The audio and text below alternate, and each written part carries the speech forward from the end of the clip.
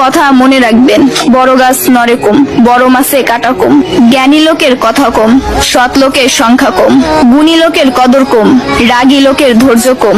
নিষ্ঠুর লোকের মায়া কম, শিশুদের হিংসা কম। সৎ লোকের বন্ধু কম, নিঃশ্বাসের বিশ্বাস কম। টাকার গরম, ক্ষমতার দাপট, সম্পত্তির অহংকার, রূপের বড়াই, এগুলা রাখবে কই? আমার জানা মতে কাফনে তো কোনো পকেট হয় না।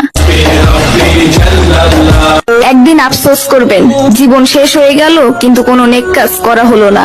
আজ শরীরে শক্তি আছে কিন্তু ইবাদত করার ইচ্ছা নাই।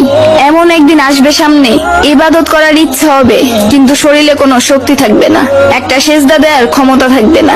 এখনো সময় আছে, তওবা করে ফিরে আসুন। সন্তান যখন দুনিয়ার সম্পদ দ্বারা ধনী হয়ে যায়, তখন বাবা মা ভয়ে ভয়ে কথা বলে যাতে সন্তান রাগ না করে। আর সন্তান যখন ইমানের দৌলতের দ্বারা ধনী হয়ে যায়, তখন সন্তান ভয়ে ভয়ে কথা বলে যেন বাবা মা রাগ না করে।